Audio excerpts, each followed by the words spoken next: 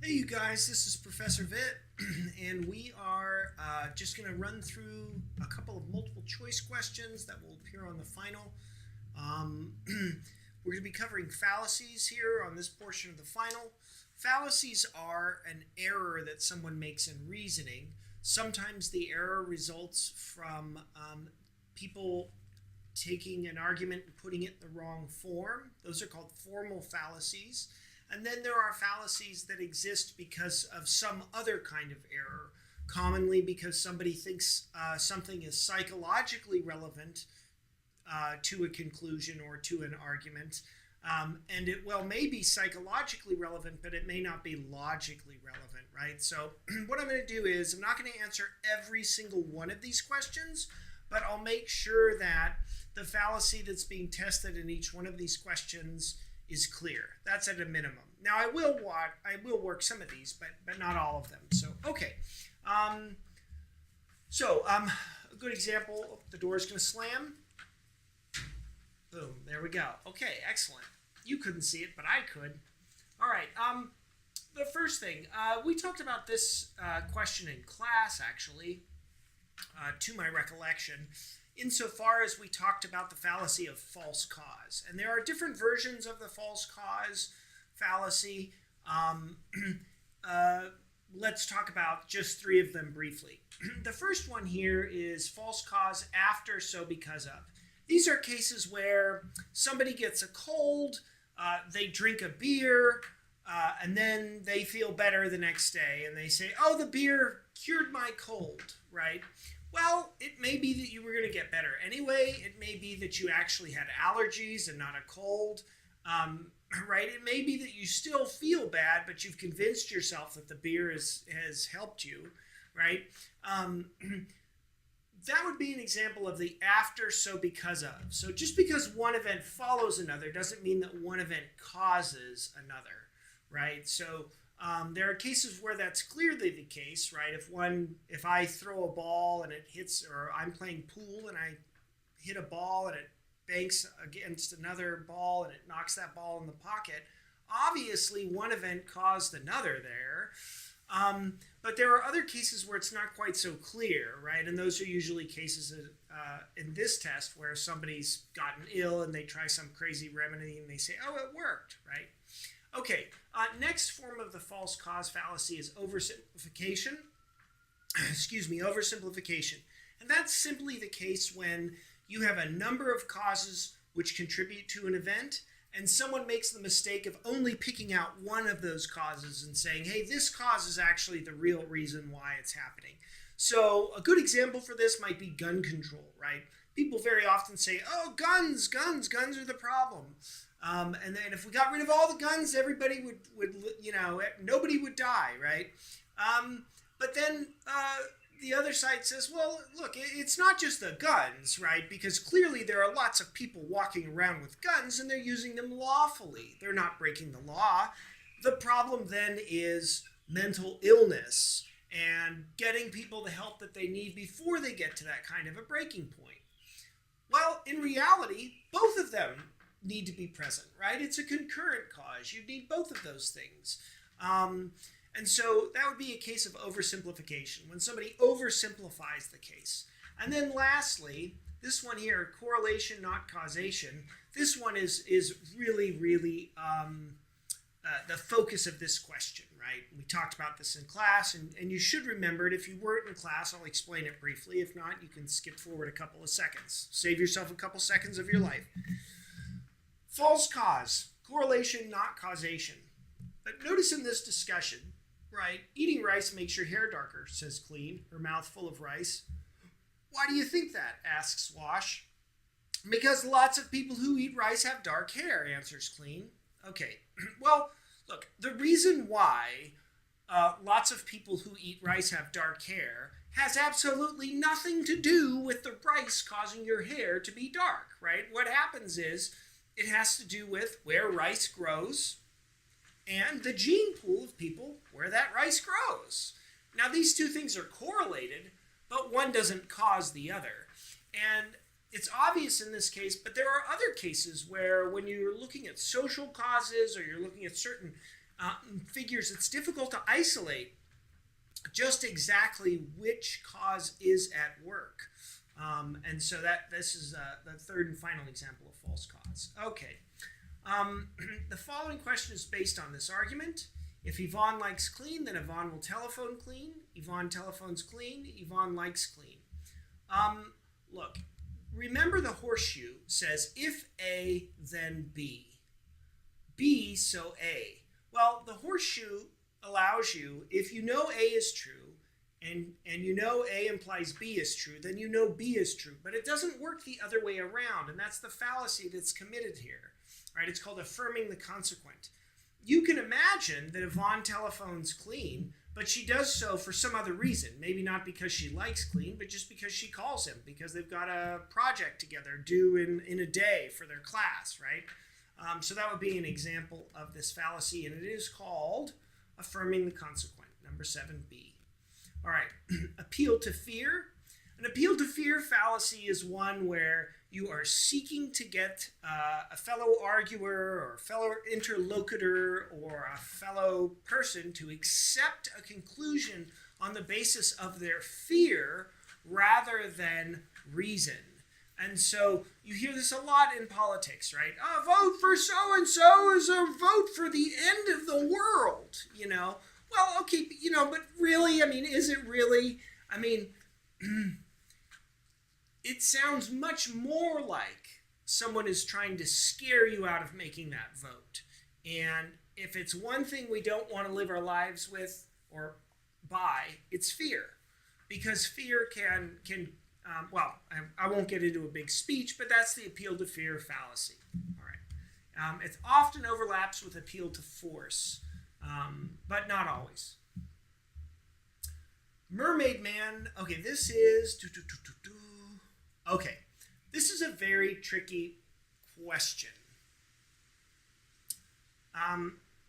Normally, when we talk about begging the question, we talk about asking someone a question which is contains facts that haven't been established yet. So if I want to walk into a bar and say, hey, are you still, shooting police officers, Tom? Then Tom's going to be concerned because it sounds like he's doing that, but he's not, right? The form of my question presupposes what I've stated he's done. That's one form of begging the question. So this first looks like a very straightforward application of that fallacy, but there's another fallacy going on here in number 4, and I know I haven't read it yet, but what I want to draw your attention to is something called the false dilemma. A dilemma is when you have typically two choices. There are trilemmas and stuff like that, but a dilemma, you have two choices. And a false dilemma is when an arguer is trying to get you to accept a conclusion on the basis of only having these two choices, right? But there may in fact be a multitude of other choices that exist. So when you look at this sentence, when you look at this utterance made by Mermaid Man, ask yourself, are these the only two options that are available, right? No, right? There is another one. So you want to look for two fallacies in your answer on number 4. Number 5, I'm going to just mention to you what it's testing. It's testing the appeal to popularity. What does that mean? Sometimes people want you to accept something on the basis of its popularity rather than its truth. So someone might say, well, my gosh, right? This should be a popular example with everybody, right? Oh my gosh, right? Hillary Clinton won the popular vote by 3 million people. She was the better candidate. Or she was the right... Well, actually, that's a bad way to put it. Scrap that example. Let's use a different one, right? Let's use the one that we've got in the question. The Beatles are the most talented band ever in the history of music. This is true because lots of cool cats think that this is true, Daddy-O. Okay. Which logical fallacy is being made here? Appeal to popularity, right? The most talented band ever in the history of music could not be determined by... The most talented band ever in the history of music can't be determined by people liking the band. People may like a band plenty, but the people in it aren't very talented, right? What determines the most talented band in the history of music would be the levels of talent for all of these different kinds of bands, not the appeal that the bands have, right? So this would be an appeal to popularity. Very often people will make large purchases in their life on the basis of popularity. So, oh, everybody's got this new Razr phone. You got to get this one, right? It's very popular. Well, it may be that that popular phone sucks, right? You'd have to go and find out. Don't just go with what is the most popular. All right. This is tricky. Number 6 is very tricky. So I'm gonna help you guys out on this one. We'll read it out loud. Professor Salt and Pepper, get it? Salt and pepper, right? Salt and pepper. Okay. Professor Salt and Pepper greeted his class warmly that morning. He set down his coffee before he spoke. The inside of my skull houses a massive star, which gives me superpowers. But the moment you look inside there, with either a CAT scan or whatever, it changes into a normal brain. Prove me wrong. Which of the following options best describes Dr. Salt and Pepper's comment? Well, here, when he says prove me wrong, he's committing a fallacy, and that's shifting the burden of proof. Look, if I'm making a claim that the inside of my head has a star in it, then I would need to establish that claim. It would not be appropriate or correct for me to say, my head has a star in it, unless you can prove me wrong. Right? Reality doesn't work that way. And so the fallacy here is shifting the burden of proof. All right. This is testing your knowledge of appeal to authority. So rather than give you the answer, I'm going to give you the rules for appeal to authority. There are 2 forms of this fallacy. The very first one is when someone, an authority figure, makes a claim, but they make a claim which lies outside of their subject matter expertise. So, I'm a philosopher. If I'm making a claim about philosophy, fine, you may be more inclined to think that what I'm saying is true. But as a philosopher, if I start going out and making claims about economics, you wouldn't have any, right? I don't have any expertise that would qualify my opinion in the matter, so it wouldn't be any more reliable than anyone else. So keep in mind whether or not someone is a proper authority for the declaration that they're making. The second form of this fallacy is when somebody says, well, you know, so-and-so says it, so it must be true, right? This happened with Bigfoot. Jane Goodall, who's a very famous she studies primates. She's an anthropologist. She made this claim that she believed Bigfoot was real. And for a number of people who were Bigfoot enthusiasts, they all said, oh my gosh, of course. Well, there you go. It's got to be true, right? Jane Goodall said it's true, so it must be true. Bigfoot exists. No, what would make Bigfoot exist true is not Jane Goodall saying I agree with this proposition, but instead a Bigfoot, right? And so you have to be careful. It's okay to inform your opinion with an expert, but you shouldn't say, well, because this expert thinks this, it is therefore 100% true, right? Okay. Another begging the question there. Okay. This one is a question of word choice, right? So I'm going to just briefly talk about fallacies that are based on word choice. Sometimes I can get you to accept a position or attack a position on the basis of the language that I use. So instead of saying something like,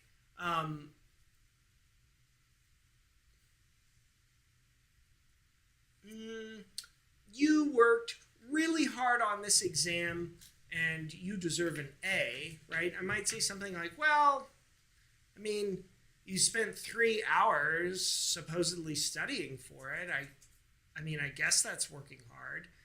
I'm characterizing what is probably the same fact, spending 3 hours in front of a desk, 2 different ways. And if I say it one way, hey, I studied really hard, I studied for 3 hours, that sounds great. But the other way, it's much less committal, right? I'm saying, well, I I guess you studied hard. I mean, you spent 3 hours in the desk. I don't know if you really understand anything. Do you notice that I'm taking the same fact and I'm trying to dress it up in a different way? That's an extreme form of word choice fallacy. You can make the same situation look differently if you use different words. That's the bottom line on the fallacy. Now, a dicephomism is when you take something that is neutral or good and you make it sound worse. That link right there, that prefix dice, is the same link that you find in dysfunctional, right? Meaning bad, functioning poorly. And then there's another form of this fallacy called euphemism. And euphemism is when you take something that's maybe bad or neutral and you make it sound better. And it's the same root that you find in the word eulogy, stuff like that. Okay, but don't worry about the roots. Dice is bad, good is the other one. All right.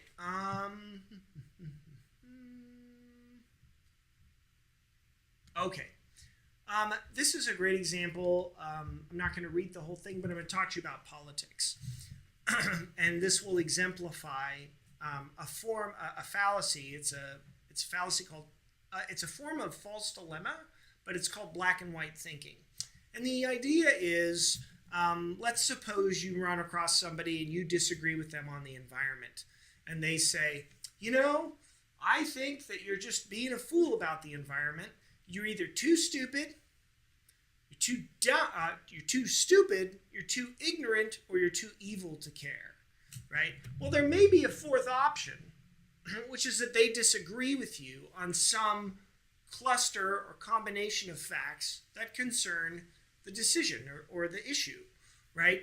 If you always think of the opposition as being wrong because they're too stupid or too evil or, whatever it is, you're going to be stuck there. So this is a great example where, without knowing it, clean is forcing people to think about wash by only appealing to a few options, right? And in which case, none of those options may be true. There may be a viable fourth alternative. Okay, we did begging the question. I don't know if we did appeal to tradition. Appeal to tradition is just what it sounds like. Instead of relying on independent argument and evidence, you just say, well, people have been thinking this for a long time, so we might as well continue to think it's true, right? So think about maybe like Galileo. If Galileo would have said, well, everybody's just holding to this model that the Earth is the center of all things, I'm just going to continue to think that way. Well, we wouldn't have, eventually we might get, but we wouldn't have the heliocentric model of the universe or the galaxy where we think that we are not the center of our immediate planetary system. Instead, the sun is, right? So it's a good idea generally to attack tradition when you're thinking logically. It doesn't mean that you abandon the tradition. It just means that you investigate it critically. And in some cases, traditions hold on and last, patterns of thought and so forth hold on and last because there is something about them that's true or at least functionally useful. Okay. 13, I would encourage you to be very careful when you're reading 13. You're going to think that there's a typo in there, but there's not. Also, I would encourage you to understand that this term, ad hominem abusive, isn't one that we've been using lately, but essentially what it means is an insult. Okay, so it's, if I'm arguing with somebody about maybe some legal case or something, and in response to their latest remark, I say, well, that's fantastic, but you suck. Okay, well, that's, obviously I have nothing more, I've lost, right? All I'm doing is just personally attacking somebody. When that happens, the person making the insult has lost. And the reason they've lost is they're not addressing an argument, they're not making an argument, they're just name calling, right? Okay. This is a good one about word choice. Give you a little hint there. This is another formal fallacy. So this is a fallacy based on form. Appeal to tradition we covered, and appeal to authority we covered as well. Okay, you guys, so there were 17 questions there, but you're only going to see 15 on your final. I hope it's helpful, and I wish you guys the best of luck. Thanks.